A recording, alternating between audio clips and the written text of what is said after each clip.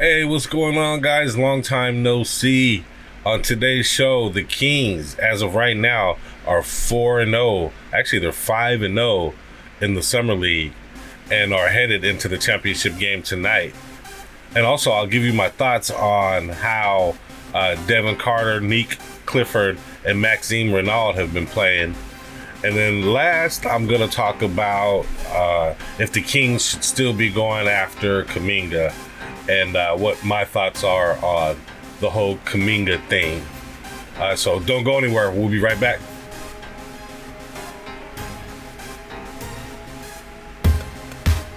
What's going on, YouTube?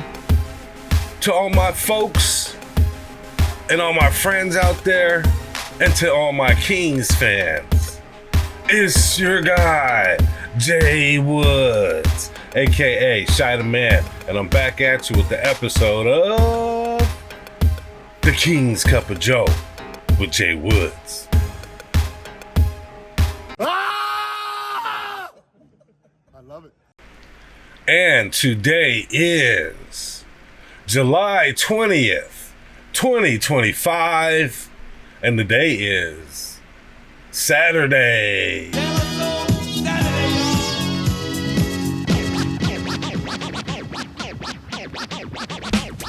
Yes, it's Saturday. Girl meets boy on Thursday night. Boy was high, girl fly like kite. They hold hands until next day.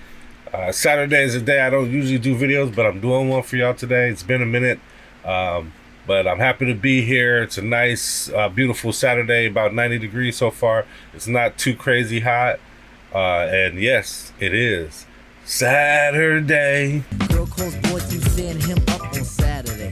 Saturday is a Saturday, it's a Saturday, it's a Saturday. Saturday is a Saturday. Saturday is a Saturday. Hey, before I get into my thoughts real quick, I ask that you please, if you're into Kings Talk, you like my opinions, you like hearing Kings Talk, you like debating anything Kings, I ask that you please go ahead and subscribe to your boy. Also, click that like button, help me bring some more eyes to my content. Haven't been getting a ton of views, but if you're watching this right now, please subscribe and click that like button and help your boy out. Help me get some more views. And also share the content. Why not? That also helps. And make a comment. I'd really appreciate it if you made a comment on this content. Thanks. And so the Kings currently are 5-0 in the Summer League, the 2025 Summer League, which is cool. I mean, the Kings have won a couple of these already before. They've already won 2 in the past. We got a whole new generation of players, a bunch of guys that have been brought in by Scott Perry, draft picks brought in by Scott Perry, mix of guys from last year as well, with guys like Mason Jones stepping up big, also Isaac Jones stepping up real big in these summer leagues, especially last game. He had a big 36 points, and he's actually who led the Kings to that victory last night versus the Raptors. So if you had to call an MVP for last night's game, it would have obviously been Isaac Jones. But just the mix of these guys, it works with Nique, Clifford in there playing a lot of minutes, and even Maxime Raynaud playing a bunch of minutes as well. And this mix of guys and just the way they've been coached, they've done very well this summer league. Devin Carter starting off the first couple games, getting a bunch of points, definitely being a lead point guard out there. He kind of winged down a little bit towards the later games. This last game seemed like he was deferring a lot to the other young guard, Isaiah Stevens, another Isaiah, 6 foot tall, 185-pound guard from Colorado State. It seemed like Devin Carter was deferring to Isaiah Stevens a little bit to bring the ball up court, and it looked a little different than it did in the first game, where Devin Carter seemed like the main ball handler. But it still worked. The Kings Summer League team was able to beat up on the Toronto Raptors by the end of the game to advance to the championship game, which is great, which is good for them. Does it mean a whole lot for the Kings in the regular season? Maybe not a whole lot, but it means something. I mean, it means we got an influx of really good young players that are going to be on the Kings, including Mason Jones and Isaac Jones. Is there a place for Isaac Jones? You know, he's been in the G League for a while. You know, kind of on a two-way contract with the Kings. I believe so. He's kind of an undersized big. You know, he's I think he's about 6'9", I believe, which is a good size for about a power forward. You know, and he's very good in the post. And I believe if you need that post scoring or a post player, he's very good. Has very good touch in the post, and I think he would be a good option for the Kings off the bench, obviously, especially when they need some post scoring or some easier scoring down low. Then there's Mason Jones. Mason Jones has been in the G League for, I want to say, 3 years now, 4 years, and there's a rule where you can't play more than 4 years in the G League. So I don't think Mason Jones is going to be on a two-way this year. If he's going to be on the Kings team, he's going to be on the Kings roster this year, and he'll be one of the backup guards. I believe he'll be a good option at backup. There's a few guys on this list on NBA.com that I'm not sure if they're even on the team anymore. Like, they have Jay Crowder on here, Trey Lyles, and Markelle Fultz. I'm actually not sure if they're still on the team or not, if they'll be on the Kings team, but they're listed here as of right now, so I'll have to say that they probably are. And then also undrafted guys like Dylan Cardwell were able to give some good minutes and help out in the win, in some of these wins as well. He'll probably definitely be a two-way player.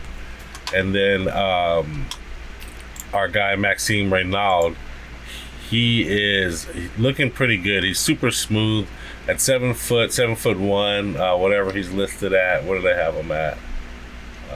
They have him at 7'1", so it says a 7'1" center. He's very smooth. He can shoot the three.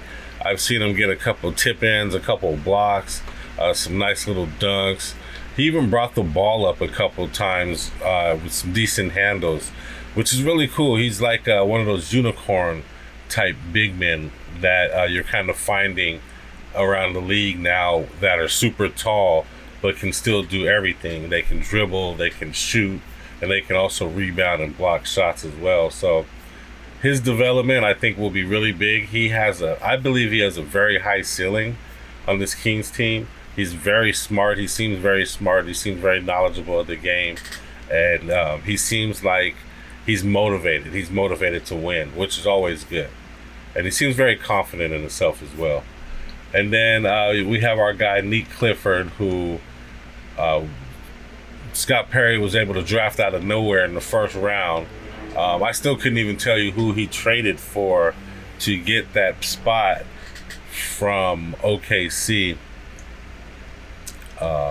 on draft night. But I mean, I can look it up, but it doesn't even matter. We got him. One of the writers voted him the best player in Summer League on ESPN, who's this guy, Kevin Pelton, actually rated him the best Summer League player in this 2025 Summer League, with Cooper Flagg being second and Liam McNeely of the Charlotte Hornets being third. So that's some props for Nique Clifford. He was able to average, they had his averages on here, where's that at? It was about 18.5 points per game. Yeah, here it is.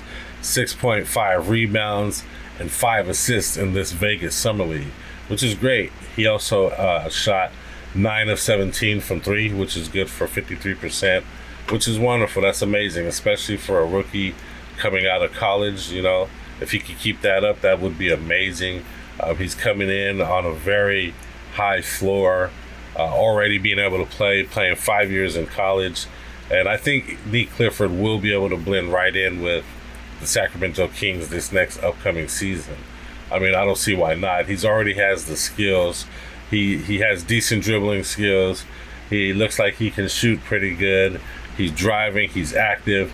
Watching him play, he even seems more active than like Keegan Murray. And he also seems like he may be able to create his own shot and drive slash to the basket, which are all great things and good things for the Kings. and good things for a young upcoming rookie wing to have. And I look forward to seeing it on the Kings next year. And I believe both Maxime, Raynaud, and Nique Clifford will get minutes on this Kings team next year. Maybe even playing together, which we obviously saw was pretty fun to watch. And I believe Devin Carter has stepped up, and I believe he has showed that he has decent enough point guard skills to at least come off the bench and hold it down from off the bench. It's kind of rounding out to where the Kings have a bunch of guards now and a bunch of point guards, a lot of young point guards, including Mason, Devin Carter. Those guys are, they're going to be on the bench. They're going to need some time. Dennis Schroeder is going to be starting for the Kings. So it'll be interesting to see what those guys are going to be able to do off the bench and how they utilize those guys. And even Nique Clifford in that bunch. But I believe Nique Clifford will be playing more, at least 2 spot down to 2-3, right in that area. Shooting guard, small forward, that range, I believe, is where Nique Clifford is going to play. And Raynaud probably center, maybe some power forward, but probably center. And him with Sabonis together might be an interesting look. I'm kind of curious to see how that might look with those two together, which is something some of these other NBA teams are doing. They're having a big and they're having a tall.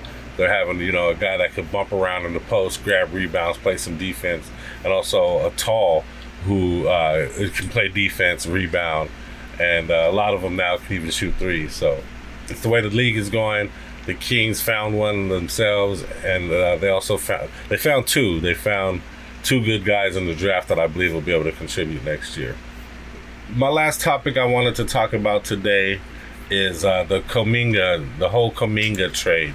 As of now, the talks have slowed down a lot. There's a lot of people saying, and some media even reporting, that the deal might be dead in the water and that the Kings might not even be looking at him anymore, and that Golden State Warriors might not have liked the Kings offer in the first place and are not even talking with the Kings anymore. That's pretty much the status of where it's kind of at. It's where it feels like it's at. But there are still people that believe the Kings can get Kuminga if they put the right package together. And there are people that think he can do good on this team. In my opinion, Kuminga, he's a good up-and-coming player. He's a young player. He wants to be the guy. He wants to be the man. He wants his team, which I think would be good for the Kings. A guy that is an aggressive slasher who can also be a decent shooter. He needs to be better at shooting and work on his shot, I believe, so that he is a better shooter. But I think Kuminga would be a good guy to have on this team. He'd be a guy that could initiate offense. He could create his own shot. He could slash, get those fouls, get to the free throw line, and just kind of initiate offense. And also a guy you can probably give it to when you need a bucket as well. The way he can create and slash to the bucket and things like that. Very athletic guy. He gets up in the air. He dunks. Fun to watch player. So, initially the reports were that the Kings were offering Devin Carter and like a draft pick and maybe even Saric in there, which those 3 things, I mean, the Golden State Warriors probably just didn't really need those things that much. Do they really need a point guard like Devin Carter? Probably not. The Kings, I believe, can put a package together for Kuminga. I just don't want them to give up any draft picks, and I really don't want to see them give up on any of the rookies and young players we have. So I don't know if getting it done would take like a DeRozan or a Malik Monk or somebody like that, but to be honest, I don't know if I would trade those guys for Kuminga anyway. And would Kuminga make that much of a difference as opposed to those guys who actually wanted to be here? I don't know. Probably not. But if we can get Kuminga, say, for a couple second rounders, that would be great. Would I trade a first round pick for Kuminga? I don't know. I just don't know about that. I don't know if I would do that. He's good, but I don't know. I just don't think the Kings need to do that. Maybe another team might trade for Kuminga and a first-round pick. I just don't believe the Kings need to do that. So that's my opinion on that. Could the Kings use Kuminga? I believe so. Should the Kings bargain away their future for him? Definitely not. If we can get Kuminga for the right pieces, the right trade, then I say go for it. If the Golden State Warriors are asking for too much, then forget about it. We don't need to go after them. We don't need to barter away our future for Kuminga. That's my take on the Kuminga thing. And guys, that's my cup of joe for today. French roast, 1 creamer. Oh, that's good. Midday coffee. And with that, I'm out. I want to say thank you for being here. Please join me again for the next one where I give some more opinions. Also, I have a show called King's Weekly Update where I actually go over news and report on things. So you might want to check that show out as well. Subscribe to me so you can see both. Thanks for being here. Thanks for watching this far. Hopefully you'll be here for the next one. Click that subscribe, click that like. And with that, I'm out.